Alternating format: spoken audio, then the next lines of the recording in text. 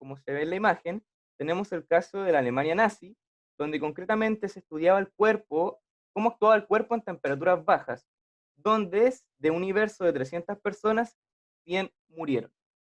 Lo que quiere decir que se traduce en que básicamente se jugaba con la vida de las personas por lograr conocimiento.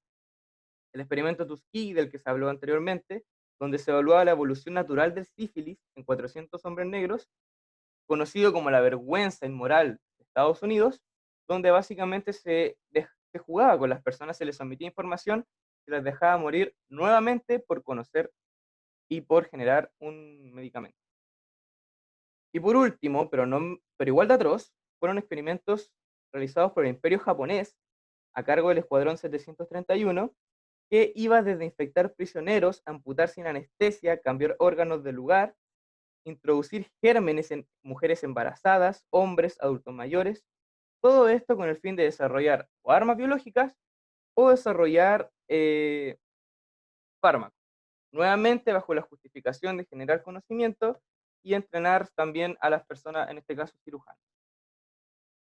Entonces es que a raíz de todas estas violaciones a la integridad y a los derechos humanos surgen diversas medidas reguladoras paliativas, como por ejemplo los derechos humanos, el Código de Nuremberg y la Declaración de Helsinki, que buscan dentro de todo evitar que se repitieran atrocidades y proteger la integridad de las personas que participaban de ensayos clínicos.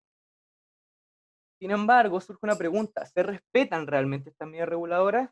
Concretamente en el caso de Tuskegee, sabemos que no, porque a pesar de que estos tres códigos, declaraciones ya están vigentes, sigue el experimento de Tuskegee hasta 1972, lo cual nos muestra que no se ha logrado todavía el equilibrio que quiere representar la imagen, donde el conocimiento y el desarrollo humano tiene que estar en equilibrio, por un lado, con el progreso científico, como se ve a la izquierda, pero también con el respeto por la integridad humana y el hecho de ser humano.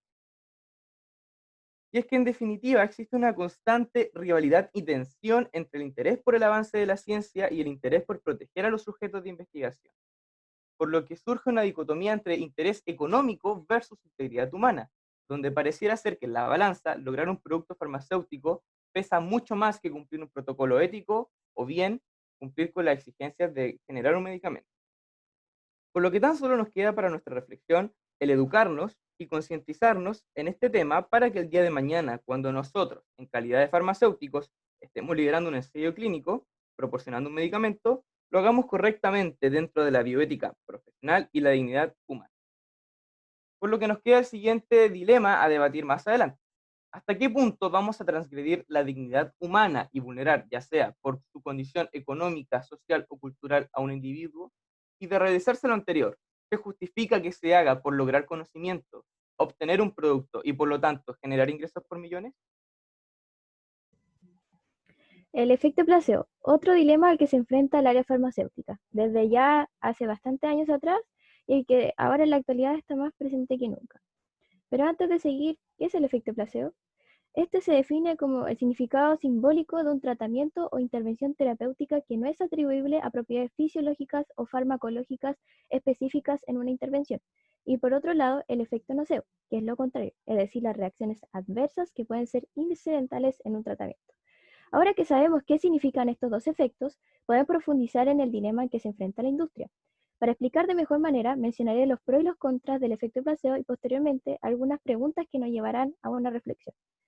Si nos enfocamos en las ventajas, tenemos un punto fundamental, y es que el efecto placebo beneficia a cierto grupo de población que posee patologías puntuales.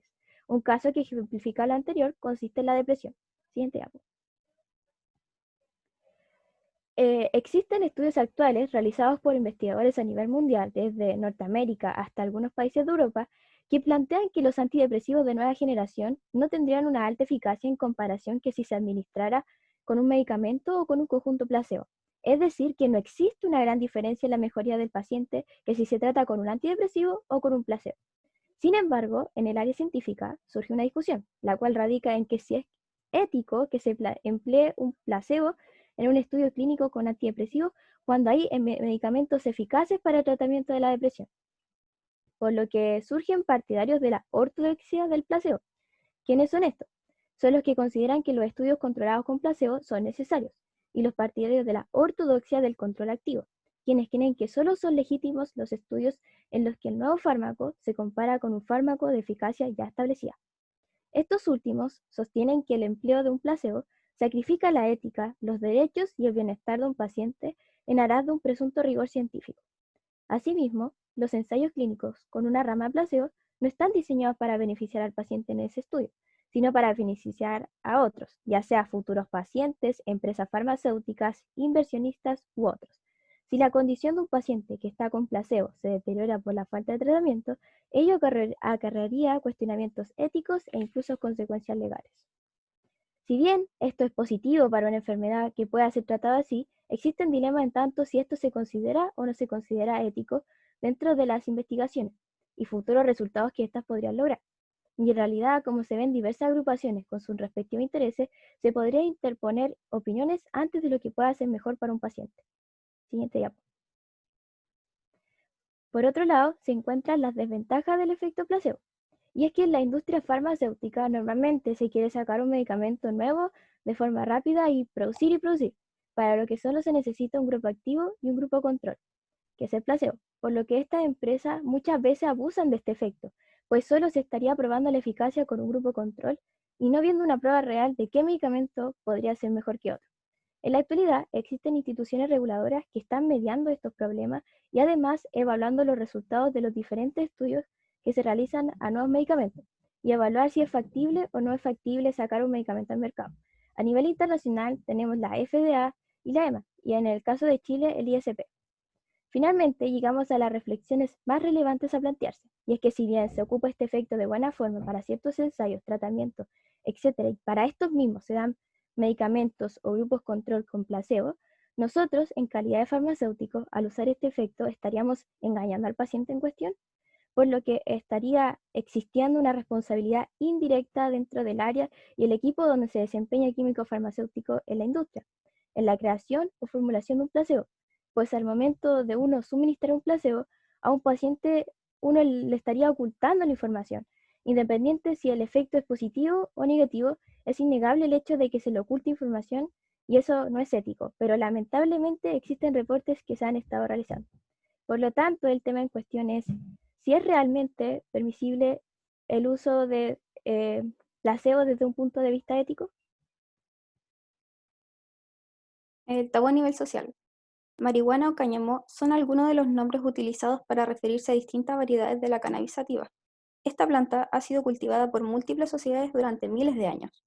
Su gran particularidad es el aporte de unas moléculas denominadas cannabinoides. Estos compuestos modulan aspectos tan variados como el apetito, la memoria, el dolor o las náuseas. De ahí la diversidad de efectos de esta planta. Existen decenas de cannabinoides, pero se han estudiado principalmente dos: el THC, que es el principal componente psicoactivo del cannabis, y el CBD, que regula los efectos del THC, potenciando lo bueno y suavizando lo malo. El efecto de cada variedad de marihuana, por tanto, va a depender del aporte de estos cannabinoides. Últimamente, su demanda como droga recreativa ha favorecido variantes cada vez más ricas en THC y más pobres en CBD, aumentando su potencia pero reduciendo sus beneficios. El THC es el principal responsable de los efectos que asociamos a la marihuana: euforia, pérdida de coordinación, reducción de la memoria y, en la mayoría de los casos, hambre. Siguiente diapositiva. Beneficios del THC. Se ha usado con éxito en enfermedades que producen peligrosas pérdidas de peso como la anorexia, sida o cáncer. La inhibición de la memoria podría convertirse en un efecto deseado en el caso de personas con estrés postraumático, donde olvidar podría ayudar. Y quizás el beneficio más conocido del THC tiene que ver con la mejora del glaucoma al reducir la presión intraocular. Algunos beneficios del CBD son reducción del dolor, la trata de la ansiedad y la depresión. También tiene un papel neuroprotector, reduce la frecuencia e intensidad de los ataques epilépticos en niños y mejora la calidad de vida en pacientes con Parkinson. También ayuda a combatir la adicción, puesto que no produce un efecto psicoactivo. Incluso podría ayudar a combatir adicciones a drogas o alcohol. Y en el cáncer, ya que parece mitigar los síntomas asociados a la quimioterapia, reduciendo las náuseas, vómitos y dolor. El uso del cannabis no solo presenta beneficios, sino también riesgos. Presenta un riesgo de adicción, pero muy inferior a sustancias legales como el tabaco o el alcohol. Hay cierto riesgo de daño neurológico y de esquizofrenia en personas con predisposición genética, pero estos riesgos están mediados principalmente por el THC, y de hecho el CBD se asocia con menor riesgo de esquizofrenia. El riesgo también se eleva al consumir marihuana antes de completar el desarrollo cerebral, de ahí que debe evitarse en el caso de los adolescentes. El CBD aislado, por el contrario, es bien tolerado y presenta pocos riesgos, pero podría interactuar con algún fármaco, así que hay que tener cuidado si se está medicando. Por lo tanto, distintos compuestos del cannabis producen diferentes efectos y el CBD parece presentar el mejor perfil beneficio-riesgo.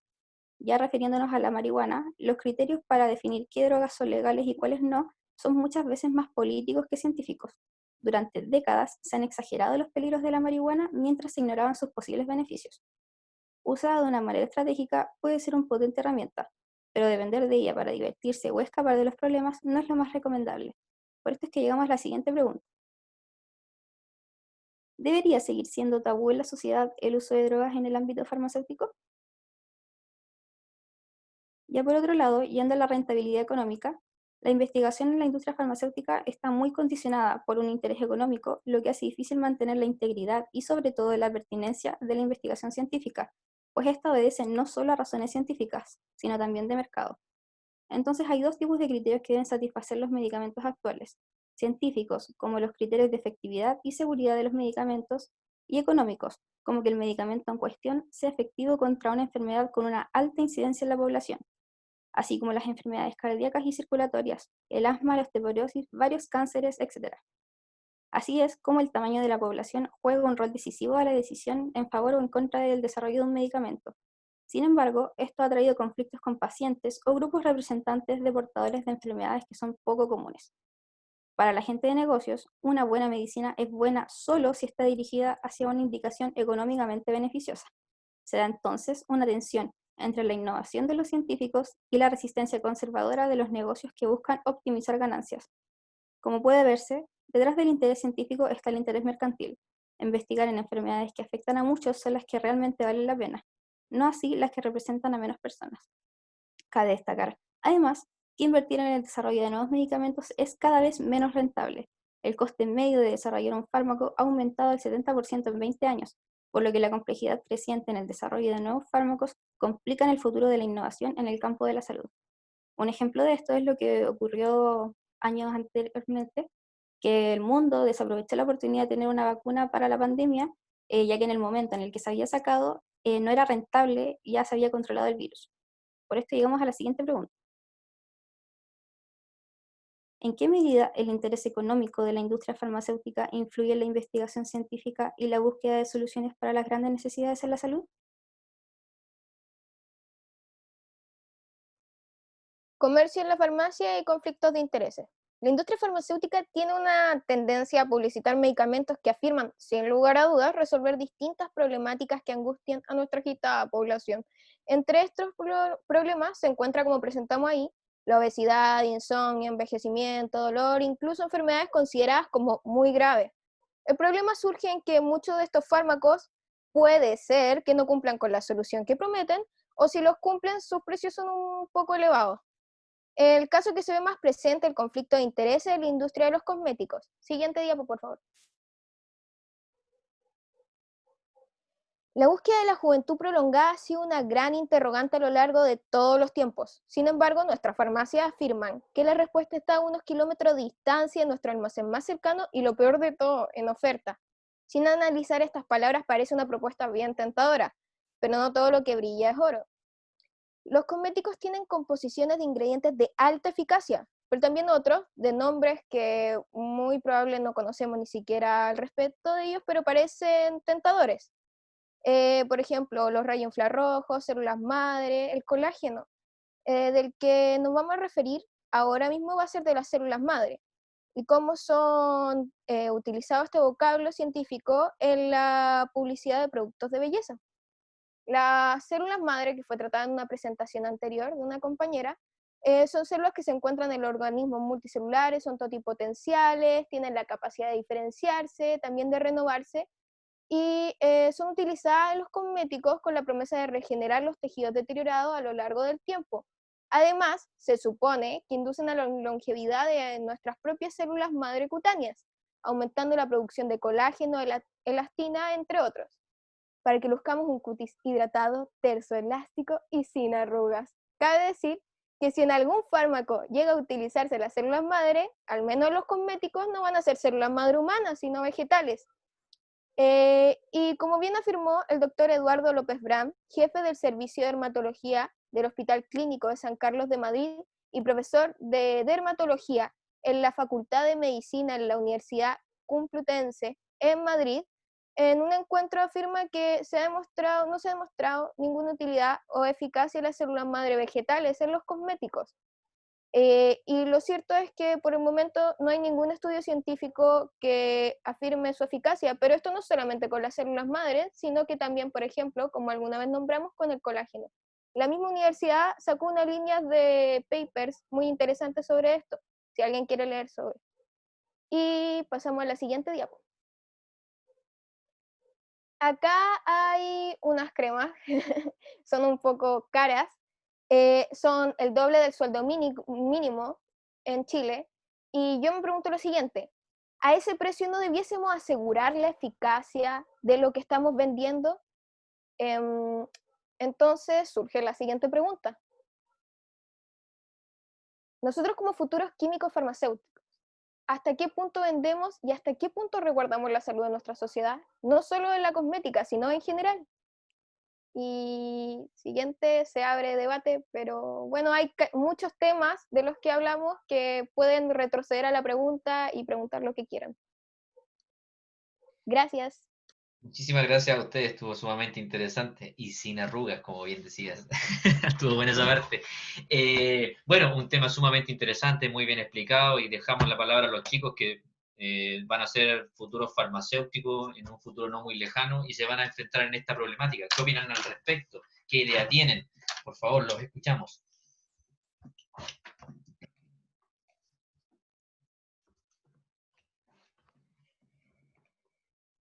No participación, el tema está muy, muy bueno. Lo de la marihuana ni hablar, espectacular. ¿Alguna opinión al respecto? Por favor, idea. Ahí viene uno. Me encantó la disertación, es verdad. Tocó el punto crítico de nuestro juicio ético como químico farmacéutico, dice Francisca. Francisca, si tú tienes micrófono, por favor, puedes expresar tu idea. Ese es lo que estamos esperando. Obviamente, si no tienes nada que hacer.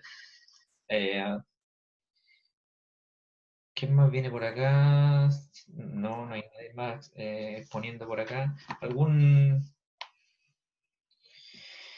Yo tengo una acotación, que como bien vimos, los temas de verdad son muy variados, de distintas índoles, y bueno, que eso es un poco alentador para nuestra carrera, que si en verdad no le alienta mucho algunos de los enfoques, hay demasiados, no son solo los que presentamos, hay muchos.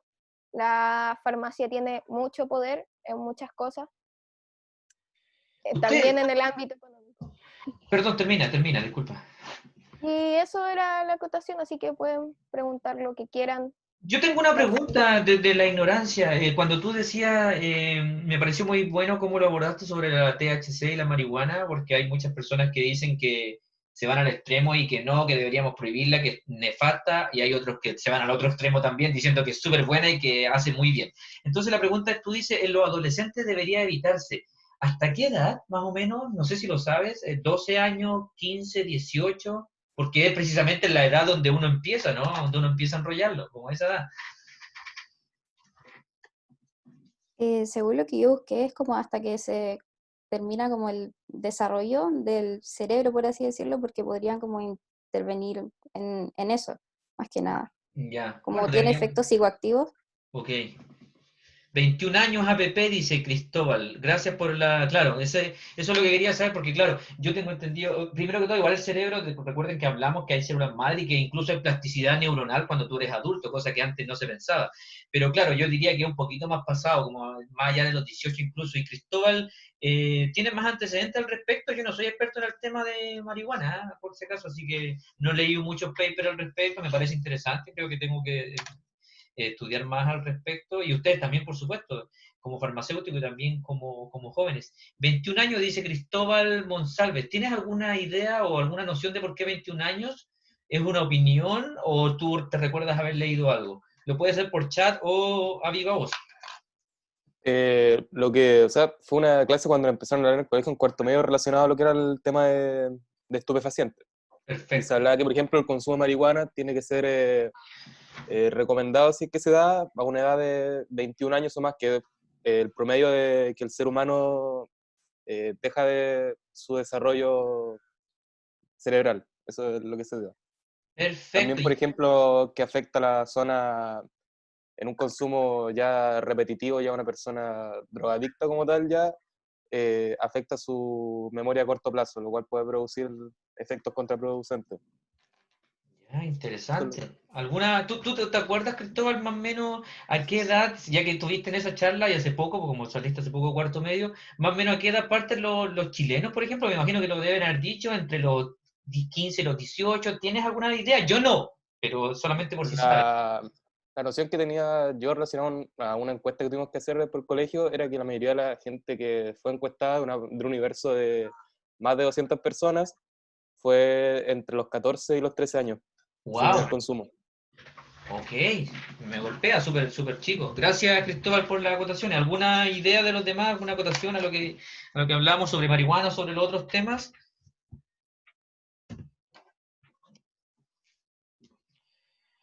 Ok, los chiquillos están un poquito cansados también, así que bueno, vamos a dejar hasta acá. Agradezco la presentación. Muchísimas gracias, chicos. Estuvo muy buena, como todas las anteriores también. Gracias a los que participaron también. Y vamos al próximo. Hay alguien que me escribió en el chat que quería ser siguiente después de la presentación esta. Era Cristóbal, parece, ¿no? Bueno, él sabe, porque era un joven. Profe, con nuestro grupo, claro, Cristóbal me escribió. Cristóbal, grupo de Cristóbal, entonces, por favor, enseguida. Ya, profe. Javi. Ok, vamos entonces. Que les vaya bien, chiquillos. Gracias, profesor. Buenas tardes, profesor y compañeros. En el día de hoy con mi grupo hablaremos sobre la eutanasia. Ya, para comenzar queremos dar algunas definiciones sobre la eutanasia, pero antes de eso queremos dejar en claro que la eutanasia es un tema completamente emergente en la comunidad internacional y por lo tanto las definiciones siguen en discusión tanto en el ámbito médico como en el ético. Ya, según la Organización Mundial de la Salud y la Asociación Médica Mundial, define como eutanasia al acto deliberado de poner fin a la vida a petición propia o de algún familiar, o también como la define la Asociación Médica de Santiago, como una acción o una omisión que por su naturaleza o la intención causa la muerte con el fin de eliminar cualquier dolor.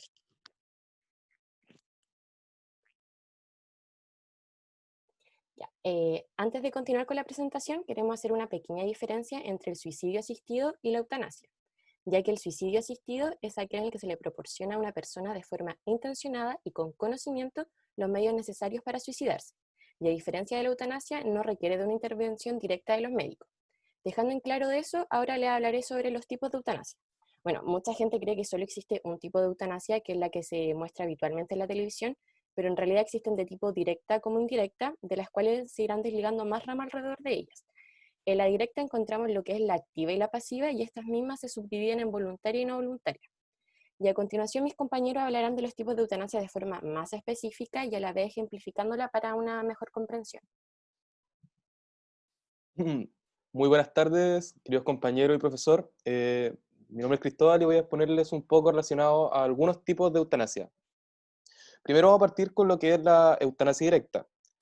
Esta eutanasia consiste en adelantar la hora de la muerte en caso de una enfermedad incurable y que admite dos posibilidades, que puede ser tanto activa como pasiva.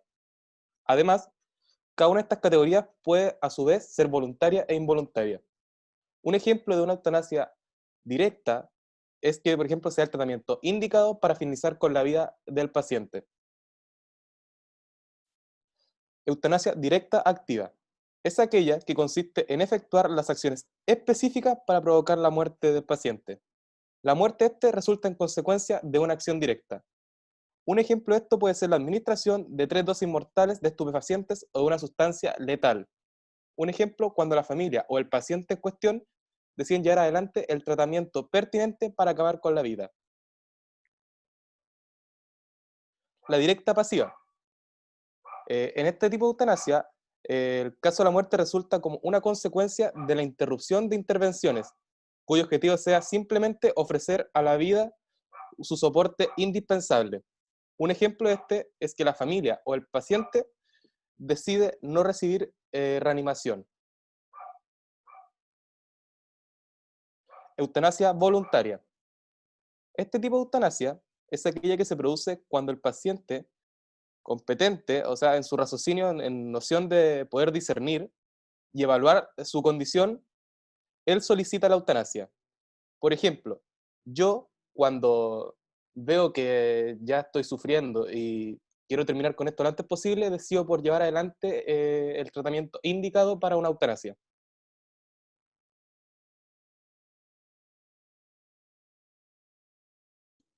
No voluntaria. Se utiliza cuando no se conoce ni se puede conocer si el paciente desea morir. Este tipo de eutanasia se utiliza en caso de los pacientes en estado vegetativo, que mientras pudieron, no anticiparon directrices sobre sus preferencias de tratamiento. Y debido a esta situación, la decisión debe ser tomada por un tercero competente. Otro ejemplo que puede ser considerado eutanasia no voluntaria es el protocolo de Groninger, que consiste en la práctica activa de la eutanasia en aquellos bebés que nacen con una espina bífida. Este tratamiento se realiza cuando los padres y el médico se reúnen para valorar la situación del bebé. Y si el resultado, según el criterio del especialista, es que el sufrimiento del bebé es insoportable, y los padres lo creen así, pueden llegar a la decisión de que se realice la eutanasia. Indirecta. Se denomina de este modo la eutanasia cuya intención básica no es acortar la vida, sino aliviar el sufrimiento. Consiste en procedimientos terapéuticos que tienen como efecto secundario la muerte. Por ejemplo, la sobredosis de morfina para calmar los dolores, cuyo efecto secundario provocaría una abreviación de la vida.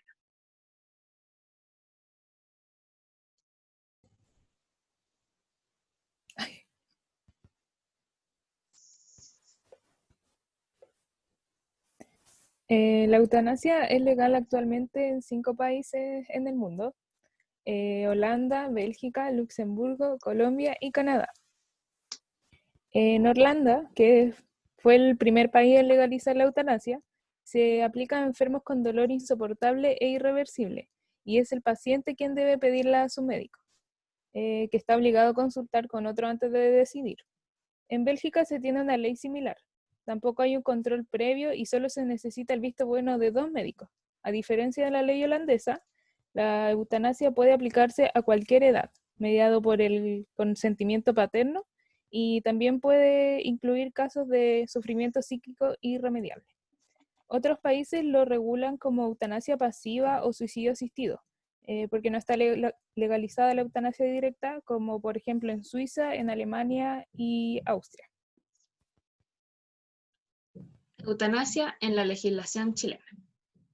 Según la Constitución Política de la República, artículo 19, se asegura a todas las personas el derecho a la vida y a la integridad física y psíquica. La ley protege la vida del que está por nacer. Además, los médicos realizan un juramento al titularse, el juramento hipocrático, que en una parte dice: la salud y la vida del enfermo serán las primeras de mis preocupaciones. Estos serían 2 factores que hacen difícil la legislación de la eutanasia. Con respecto al Código Penal chileno de crímenes y simples delitos contra las personas, se establece que el que con conocimiento de causa prestare auxilio a otro para que se suicide, sufrirá la pena de presidio menor en sus grados medio a máximo, si se efectúa la muerte. Y trayendo la eutanasia a un plano o contexto más actual, y por ahora más cotidiano, por así decirlo, relacionamos la eutanasia con los tratamientos paliativos, que se han visto muy recurrentes durante estos meses debido a la pandemia que nos está afectando mundialmente. Para ello, antes que todo, es necesario saber qué es un tratamiento paliativo, y este consiste en mejorar la calidad de vida de los pacientes y familias que se enfrentan a problemas asociados con enfermedades amenazantes para la vida, tal como lo es hoy en día el COVID-19, a través de la prevención y el alivio del sufrimiento. Estos tratamientos de cierta manera pueden ser vistos como eutanasia de tipo indirecta, ya que, como vimos anteriormente, tienen como principal objetivo aliviar el sufrimiento y no adelantar la hora de la muerte. Y antes de dar inicio al debate, queremos comentarles que en las siguientes diapositivas colocamos algunos argumentos a favor y en contra, los más frecuentes. Pero primero queremos saber qué opinan ustedes. Muchísimas gracias, chiquillos. Muy bien en el tiempo también. Todo bien, espectacular. Entonces vamos a ver qué es lo que opinan los compañeros, qué opinión tienen, qué postura les merece este tema que es tan controversial y que hoy en día puede pasar a cualquiera. De hecho, ya hay algunas personas que abiertamente han dicho a sus familiares, adultos mayores en particular, que dado el COVID, si ellos tenían algún problema, ellos preferían no intubarse, por ejemplo, no hacer esta ventilación mecánica por todos los esfuerzos. ¿Qué opinan al respecto, chiquillos? Los escuchamos.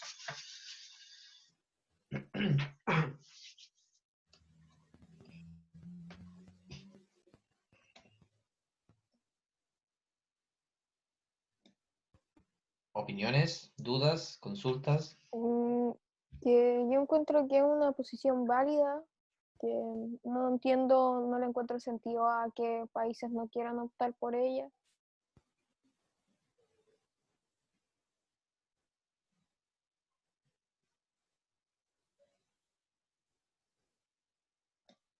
Ahí tenemos una opinión y por acá también tenemos a Constanza. Dice, ¿qué pasa en los casos de no resucitar? Pregunta más que nada para el grupo. ¿Qué pasa en los casos de no resucitar? ¿A qué se refiere con qué pasa?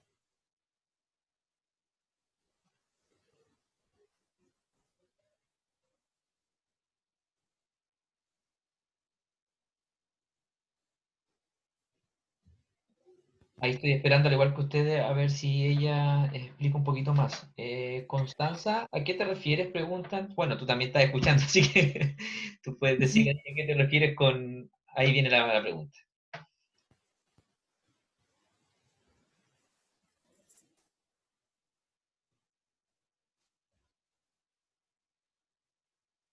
Es que esa situación sería una eutanasia de tipo directa, voluntaria si lo pide el paciente. Pasiva, directa, pasiva, involuntaria. O sea, voluntaria si lo pide así el paciente. Perfecto. ¿Alguna No otra? sé si se refería a eso. Ahí, bueno, ahí Constanza nos dice si te referías a eso. Escribe ahí, no hay problema. Tómate tu tiempo. Mientras tanto, no sé si hay alguna otra acotación. ¿Alguien tiene algún tipo de opinión, alguna duda o alguna consulta al respecto? Igual queríamos traer como acotación igual que opinan sobre la eutanasia en los neonatos, porque ahí cómo lo harían, entonces igual queríamos tocar ese tema y si pudieran dar sus opiniones sobre eso. Ok, ahí la clase es suya. Ahí los chiquillos van a opinar ahí. Bueno, si quieres Con ser. respecto a lo que habló la Belén sobre el tratamiento de Groningen.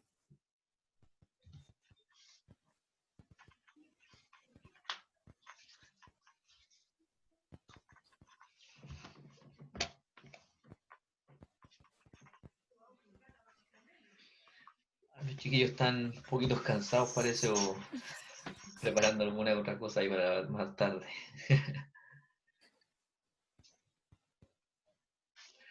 Bueno, sí. Podría dar una cota a lo que acaba de decir Connie, que me dice que, o sea, es difícil, que se trata de alguien que se va a morir por X motivo y la familia no suele entender.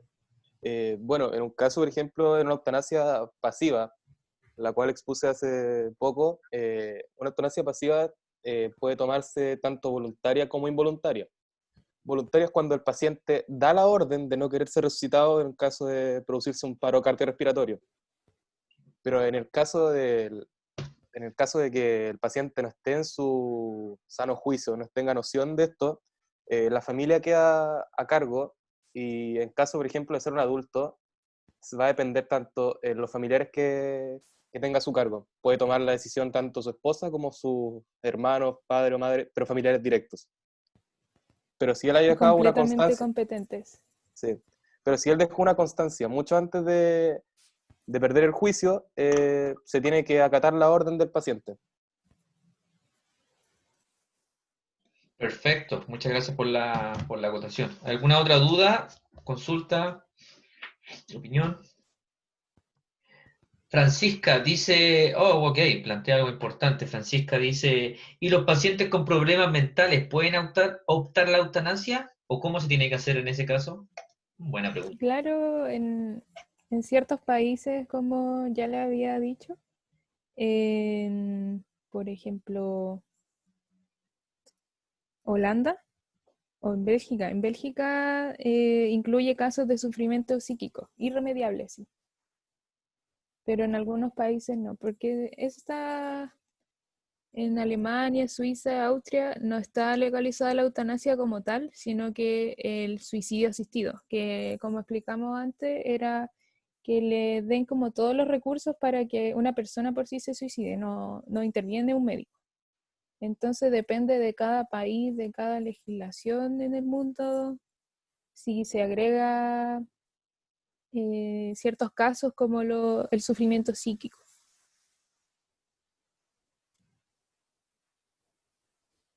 Perfecto, yo tengo una pregunta, en realidad, una duda. Es la siguiente.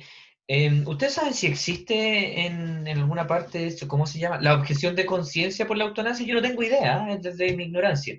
La objeción de conciencia, que alguien, un médico diga, no, yo no puedo hacer esto porque objeto mi conciencia, mi juramento hipocrático. ¿Saben al respecto o no? ¿Nada?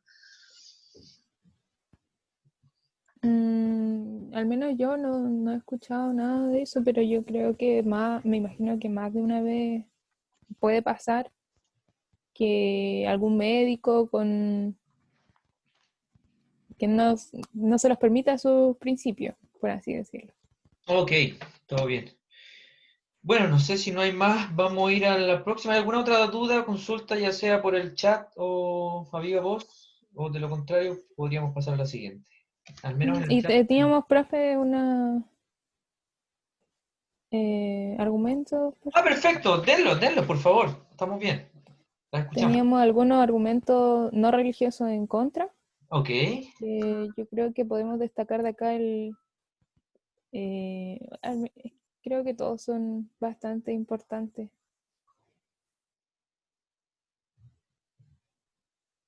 Y teníamos también algunos argumentos a favor.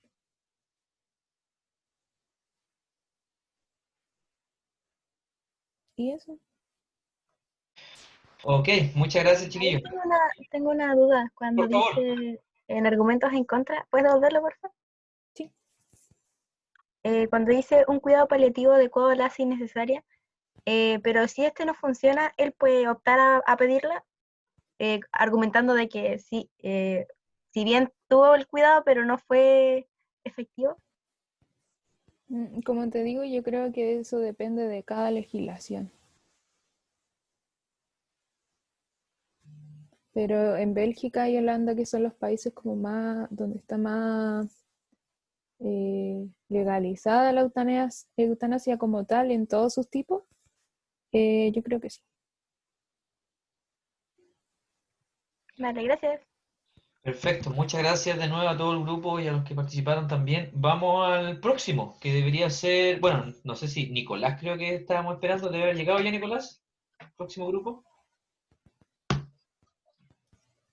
Y este sería el último por hoy, porque, bueno, Profe, diga, estaba hablando con la Consuelo y el Nicolás todavía no llega. ¿Puedo pasar yo? para adelante, por favor. Muchas gracias. Avancemos en el tiempo. Muchas gracias. ¿Quién eres tú? ¿Quién expone? Bruno Muñoz. Bruno Muñoz. Gracias, Bruno.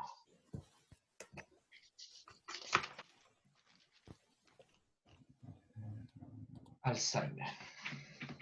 La clase es toda suya, que le vaya muy bien. Ya, gracias. ¿Se ve? Ya. Buenas tardes, profesor, compañeros presentes. Mi nombre es Bruno Muñoz y les voy a presentar la enfermedad de Alzheimer desde la perspectiva bioética. En términos muy generales, el Alzheimer es la forma más común de demencia, el término general que se aplica a la pérdida de memoria y otras habilidades cognitivas. Es un proceso degenerativo progresivo e irreversible, y los síntomas generalmente se desarrollan lentamente y empeoran con el tiempo, hasta que son tan graves que interfieren con las tareas cotidianas.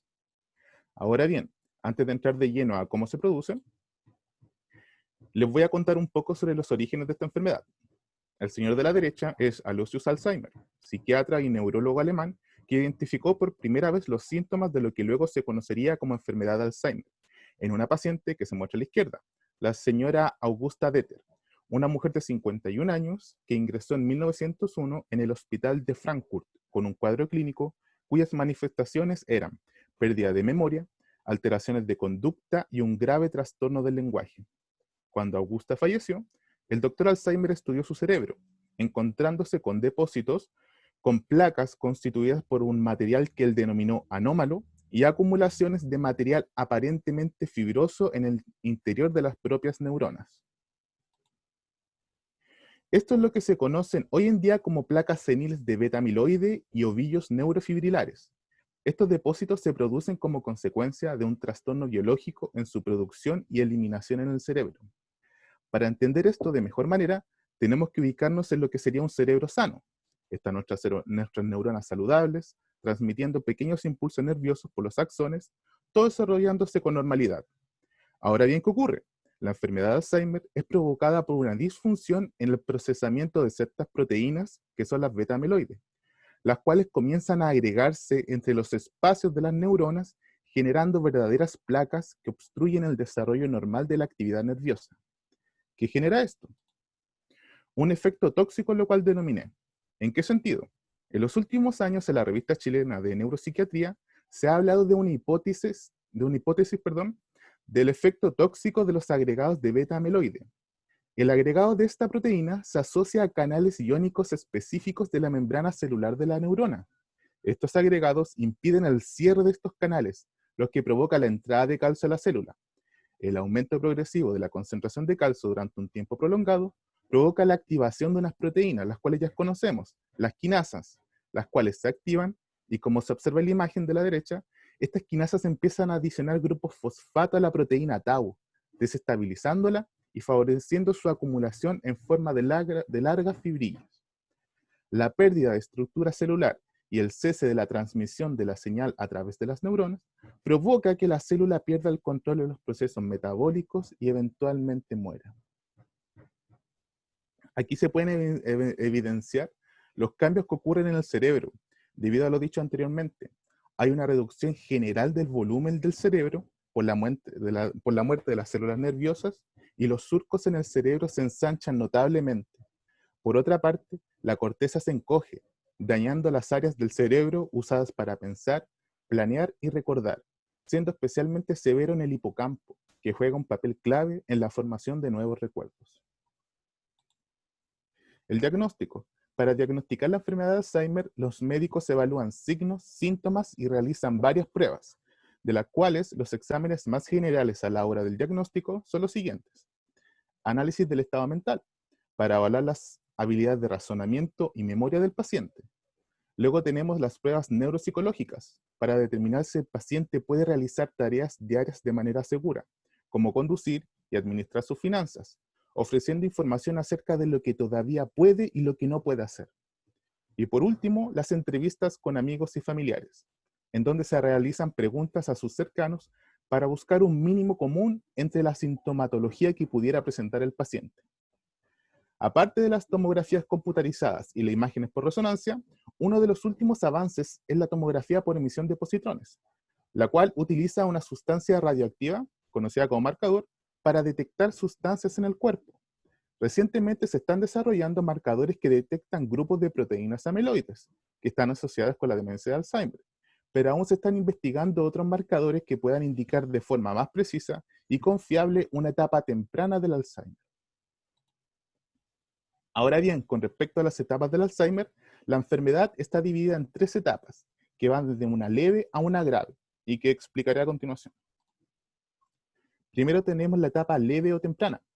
Esta primera etapa tiene una duración aproximadamente de 3 años, y en ella se observa un paulatino deterioro en la memoria episódica, es decir, la persona olvida eventos recientes, no importa que hayan pasado 10, 15 o 20 minutos de un hecho determinado, junto con otros síntomas leves que se muestran en la imagen. Luego tenemos la etapa moderada, teniendo una duración aproximadamente de 4 años, con la aparición de síntomas más preocupantes, como la pérdida temporal de la memoria, agresividad, y alternancia entre la lucidez y confusión. Cabe destacar que en esta etapa se hace imprescindible un cuidador. Por último, tenemos la etapa grave. Los síntomas se agravan, acentuándose la rigidez muscular, pérdida de la capacidad del habla, el paciente no reconoce a sus familiares e incluso no puede reconocer su propio rostro en el espejo. En la mayoría de los casos, la persona termina en cama, postrados y con alimentación asistida. Tratamiento. Si bien aún no se ha descubierto una cura, sí se han avanzado en el desarrollo de tratamientos farmacológicos que permiten disminuir su progreso y manejar los problemas de comportamiento, confusión y agitación propios de la patología. Pero por otro lado, tenemos el tratamiento estrella, que son los estímulos cognitivos, que van desde rompecabezas, juegos de ingenio, entre otros, destacando el ajedrez, donde los especialistas hacen la comparación con que el cerebro trabaja como un músculo.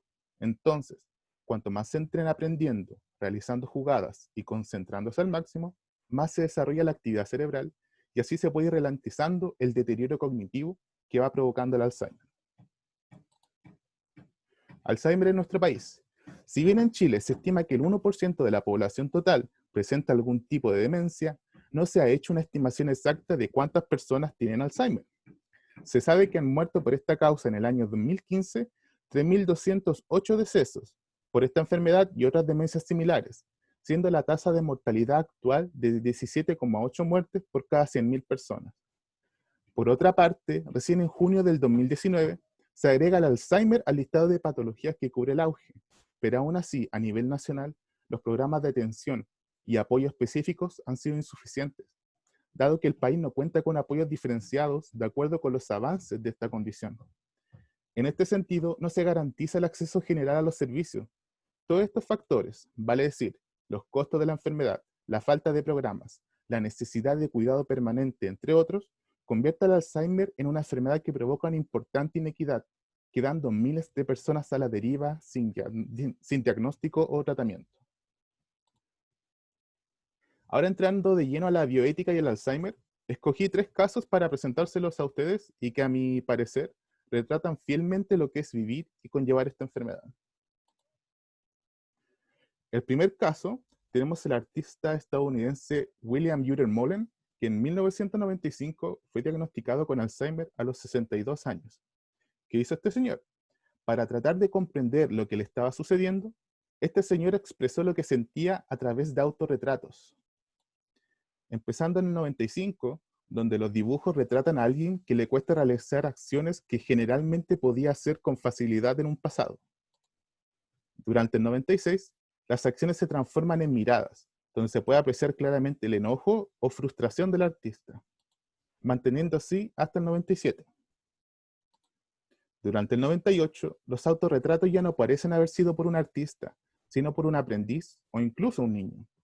A pesar de la ausencia de detalles, se puede observar la mirada del artista llena de tristeza, temor e incluso confusión. Finalmente, durante el 2000, se aprecia una imagen desoladora de sus autorretratos, observándose prácticamente obras abstractas. El estado de salud del artista se fue deteriorando poco a poco hasta fallecer un 21 de marzo del 2007. Les presenté el caso del señor William para tratar de comprender el sufrimiento de quienes padecen Alzheimer, así con ello poder brindar un apoyo moral y emocional a las personas que sufren de esta enfermedad. El segundo caso, les presento, si es que no lo han visto, la película Still Alice. Obviamente, sin hacer spoilers, es la historia de Alice Howland, una distinguida profesora de lingüística de la Universidad de Columbia, que le diagnostica la enfermedad de Alzheimer, retratando así la lucha de esta mujer contra la enfermedad, para poder mantener en orden su trabajo, familia y amigos. Les presento este caso porque sigue todos los principios bioéticos en relación a la enfermedad de Alzheimer. Principalmente el que quiero destacar es el de la autonomía, de acuerdo con el cual se enfatiza la prioridad de la opinión del paciente respecto a los tratamientos que ha de recibir para su enfermedad. Es decir, es él quien en últimas decide lo que considera más conveniente para sí mismo. Por otro lado, yo personalmente encontré que la película es una viva imagen de lo que es vivir con una persona con Alzheimer. Ahora bien, ustedes podrán decir, ¿quién soy yo para decir eso?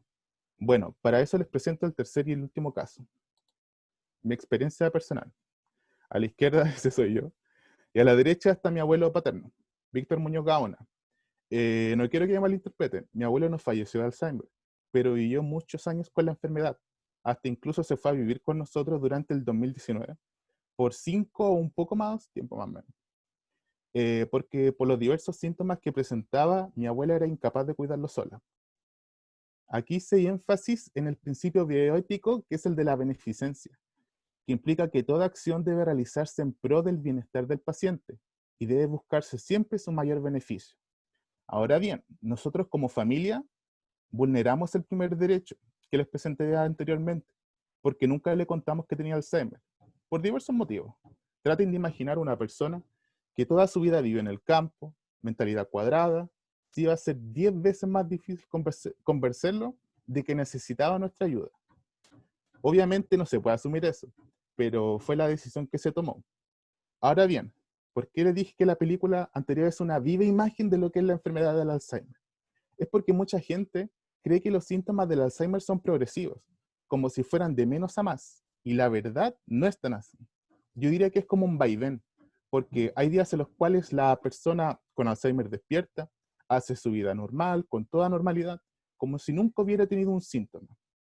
Mientras que hay otros días donde despiertan y es prácticamente tratar de calmar un demonio.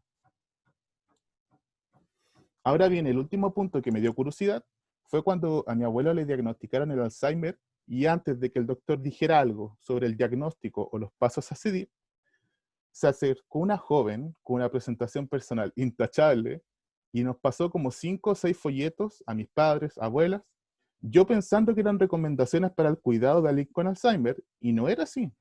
Eran folletos con información sobre casas de acogida, con diversos planes para el cuidado del paciente. Planes semanales, diarios, mensuales, de por vida, ofertas, etc. Así que me puse a averiguar y por un lado encontré diversas corporaciones sin fines de lucro que ayudan a los cuidadores más que nada, porque la presión psicológica y el agotamiento mental de convivir con alguien con Alzheimer es gigante. Por otra parte, encontré esta residencia que se ve ahí, que dice Villas Soleares, donde es similar a lo que les comenté sobre los folletos. En la página web salen los detalles, desde precio por día hasta el cuidado total, llegando sobre el 1.000.000 de pesos. Para no quitarles más tiempo, me surgieron muchas problemáticas para plantear. ¿Desde qué hubieran hecho ustedes? ¿Les contarían a sus abuelitos que tienen Alzheimer? Aunque se pongan porfiados y no quieran su ayuda. Por otra parte, si tuvieran el dinero, ¿dejarían a sus abuelos? O pongámoslo en un futuro, a sus padres en una residencia para gente con Alzheimer. En mi caso, y como familia, siempre dijimos que no. Aunque hubiéramos tenido el dinero, nunca lo hubiéramos hecho.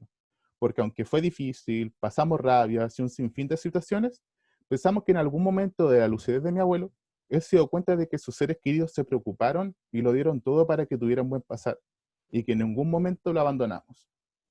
Con esto concluyo mi presentación. Muchas gracias. Wow. Muchas gracias, Bruno, por compartir una excelente presentación, no solo desde el punto de vista del conocimiento, que veo que lo manejan muy bien con conceptos biológicos que son bastante complejos desde el punto de vista de la neurociencia, sino que también el enfoque que le diste estuvo muy, muy, muy espectacular. Creo que nos va a dejar reflexionando a todos. Nadie está libre de esto. Cualquiera de nosotros el día de mañana puede tener un familiar o quizá en este mismo momento esté viviendo una situación como la tuya. Así que nada, muchas gracias por compartir esta excelente presentación.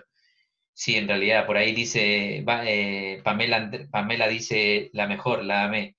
Sí, la verdad es que le diste permíteme salirme un poco de mi rol. Todas las presentaciones han estado buenas, pero de la forma en que tú hablaste y cómo lo mostraste, creo que eres un gran comunicador. No sé si alguna vez te lo habían dicho. Forma de Un par de comunicar, veces. pero llegaste, yo creo que a muchos de nosotros. ¿Te lo habían dicho antes? Sí, un par de veces, la verdad.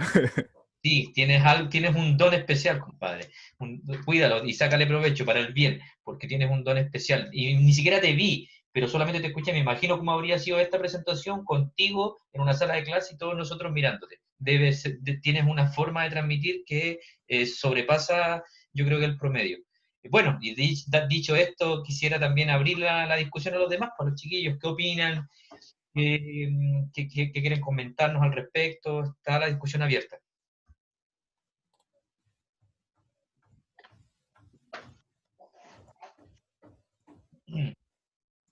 No sé, es que, por ejemplo, también tenía familiar, pero ella tenía demencia senil, así que, y mis papás trabajaban todo el día, así que no hubo otra solución de ir a dejarla a un hogar de acogida, así que estuvo muy bien que el Bruno y su familia tuvieran la oportunidad de tener a su familiar en casa, pero esas salidas también son para gente que en verdad no, de verdad que no puede, porque sin dinero no funciona el mundo, así que em, es una salida, así que no lo veo tampoco como una mala opción. En especial, yo encuentro que sería malo el abandonarlo en ese lugar, más que ir a dejarlo al lugar de acogida. Eso yo creo que es un buen punto el que tú tocas, claro. Por supuesto, el problema está cuando las personas van, lo dejan ahí y nunca van a verlo. Entonces yo creo que ahí está el problema. Una cosa es tenerlo en una sala, e incluso pueden estar mejor cuidados que uno porque tienen a veces enfermeros, psicólogos, porque como bien decía Bruno, es complicado estar con una persona que incluso se ponen violentos, que te pueden agredir, de hecho te agreden. Entonces, en ese sentido, la idea es, como bien dice la compañera que no alcancé a ver el nombre, eh, el punto es no dejarlos como un mueble y nunca más ir a verlos. Tú puedes dejarlo en un lugar de acogida, pero ir constantemente. Y esa es la idea, yo creo que es el mensaje. Si no puedes quedarte, porque como bien dice, hay personas que trabajan, que no tienen otra opción, entonces no queda de otra, pero la idea es no olvidarse de ellos. Así que muchas gracias por compartir también esa experiencia. ¿Alguna otra duda al respecto? ¿Consulta? ¿Acotación? Yo igual concuerdo con lo que dijo la Pamela, porque también en lo personal tuve mi abuela que tuvo Alzheimer y se le pusieron como persona para que la cuidara en su propia casa y ponía en riesgo la vida de esas personas porque cuando tenía como sus momentos de agresividad, la echaba de la casa, le tiraba cosas, la amenazaba, era muy violenta, muy violenta. Entonces tuvimos que recurrir a ponerla en un, ¿cómo se dice? ¿Asilo? Hogar de acogida, claro. Hogar de acogida. Para que la cuidaran mejor y la verdad que yo encuentro que fue como la mejor solución que como familia le pudimos dar a ella. Sí. Pero qué bueno que el Bruno pudo haber como estaba con su abuela en ese momento porque cuando ella como que estaba en su momento de lucidez, se ponía súper mal saber que tenía la enfermedad. Bueno. Le costaba mucho. Y ni hablar, Bruno hace referencia a una película, Still Alice, pero también está una que es muy famosa que en español la traducen como Diario de una Pasión, que es muy linda, y que en inglés se llama The Notebook, que tiene que ver también con una historia romántica, que es una película muy bonita también. Yo tengo más que una duda, más que duda, un consejo para ustedes también, desde el punto de vista de la neurociencia, que hice mi posgrado también hay en neurociencia. Se ha descrito, chiquillos, que cuando ustedes, obviamente Bruno lo menciona con el conocimiento de los estímulos cognitivos que él llama jugar ajedrez, pero también, por ejemplo, aprender un idioma. Se ha descrito que las personas que hablan más de un idioma, la probabilidad de desarrollar la enfermedad de Alzheimer se disminuye en un 30-40% fácilmente. Una persona que habla 4 idiomas tiene mucho menos que una que habla 3, 2, etcétera. ¿Por qué? Si bien en el momento, no estoy diciendo que te pongas a estudiar cuando te va a llegar Alzheimer, sino que tú durante tus años de vida tú estudias y generas tales conexiones neuronales que cuando empiezan a fallar tú generaste mucha plasticidad neuronal que te permite sobrellevar esto de mejor forma. Cada idioma que tú aprendes te suma de esa forma, actúa como un neuroprotector que le llaman. Por supuesto también están los juegos de sudoku, si ya tú eres adulto y quieres cuidar a tu abuelo, antes disminuir esta progresión, sudoku también, tejer es para el Parkinson, en realidad, pero los puzzles, como bien dijo él, ajedrez, por supuesto, el punto es que siempre forzar tu cerebro para aprender algo nuevo, y si lo haces desde joven vas a estar un poquito más protegido, por así decirlo. No sé si hay alguna duda, acotación, consulta, o estamos hasta acá. Yo tengo una acotación y una duda. Por favor, adelante. Que encontré que estuvo muy linda la forma en la que abordó la presentación. Y tengo una duda respecto a qué pasa en el caso de que ya una persona no sea capaz de tomar decisiones, cómo se decide, por así decirlo, quién es la persona más adecuada para representar a la persona que tiene Alzheimer. Ok, buena pregunta, muy ligado también En ese caso, mira, por ejemplo, no sé cómo será en el caso de las demás personas, pero por ejemplo, cuando le diagnosticaron Alzheimer a mi abuelo, No es como en mis tiempos, te llevan a una sala y, por ejemplo, vas acompañado de todos los familiares, pero la persona con Alzheimer no puede entrar. En un principio, a la persona con Alzheimer no se le dice. Primero hablan con los familiares, en este caso, las personas que tenían mayor prioridad eran mi abuela y mi padre. Entonces a ellos se les comunica que tiene la enfermedad y que ellos como personas le tienen que decir si es que quiere que entre a la sala y le diga, sabe que usted tiene esta enfermedad y tiene que seguir estos pasos. Pero en ese caso, cuando es como si te tacharan. Si tú tienes Alzheimer, pasas como literalmente a ser como la persona a cuidado. Entonces en este caso ya no tienes como, por ejemplo, derecho a opinar, por así decirlo. En ese caso, las que tomaron la decisión fue mi abuela y mi padre. No sé si en ese caso respondo tu pregunta. Perfecto. Ah, ya. Gracias. Tengo otra duda acá, en realidad, Natalia la tiene, dice, incluso hay terapia con música. ¿Tú habías escuchado eso, Bruno? ¿Terapia con No, música? la verdad no, nunca había escuchado terapia con música. Ya, bueno, convengamos que la música hace rato se ha descrito que es muy buena, el efecto Mozart y todo el cuento, así que por supuesto que yo creo que debe, además por lo menos te puede tranquilizar, dependiendo de la música. Si te ponen un heavy metal, no creo que te tranquilice mucho. A lo mejor hay alguien que escucha heavy metal y él se tranquiliza, no lo sé. Bueno, Natalia, que tú dices que hay terapias con música, ¿tienes quieres explicar un poquito más o tienes alguna noción al respecto? ¿Sería como el efecto Mozart, por así decirlo? ¿Sabes algo, Natalia?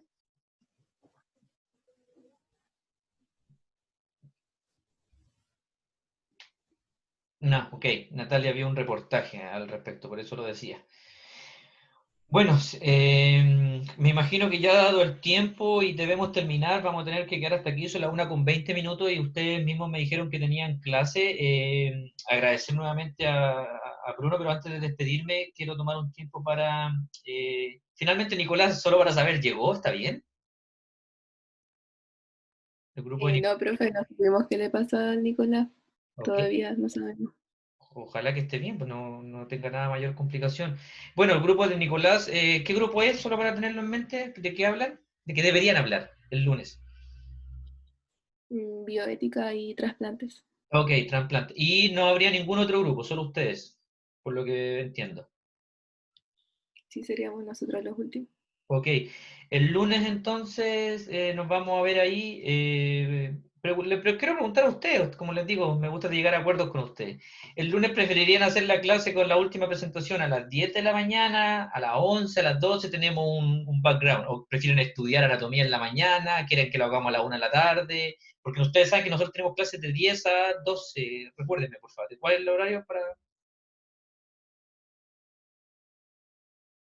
¿Cuál es el horario que deberíamos tener nosotros con ustedes? Que no me confundo. Creo que es de las 10 hasta las 11:45 y después de 2 1:30. Ya, ok, muchas gracias. Tenemos todo ese background. ¿A qué horas prefieren hacer la clase? ¿A ustedes qué les gustaría? ¿A las 10 de la mañana y terminamos y salimos al tiro? ¿O la prefieren estudiar anatomía en la mañana y en la tarde? ¿Cuál es la idea? ¿A qué le acomoda? A mí me da como lo mismo. ¿Ustedes parece que también? ¿Les da lo mismo? Sí, no, profe, lo que pasa es que como veo en el chat, nosotros tenemos prueba en la mañana, tipo 8:30, ¿Ya? entonces podría ser más tarde para descansar y recuperarse de la prueba porque es de anatomía y es bien larga. Por eso mismo les preguntaba, me parece una buena idea. Dígame usted a qué hora les gustaría tenerla, porque tiene que ser en ese rango. Puede ser a las 12:30, de 12:30 a 1:30, ¿les parece bien? ¿Les gusta? A mí por Sí, lo menos profe. encuentro que es un buen horario. Ok, ya. Sí, yo Entonces, también. vamos a ponerlo como eso de las 12:30, vamos a tener hasta las 13:30, si ustedes pueden descansar un ratito después de la prueba, se relajan y venimos a relajarlo con el último tema, que es importante y podemos ahí bajar las revoluciones con anatomía. Nuevamente, como siempre, les agradezco a todos su participación, las presentaciones espectaculares.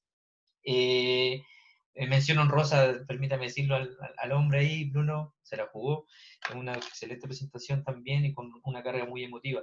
Les deseo muy buenas tardes, que les vaya muy bien y nada, muchas gracias como siempre. Un gusto. Chao, Chairo, profe, cuídese. que les vaya Chao, bien. Chao, profe, profe, gracias. gracias. A ustedes, hasta luego.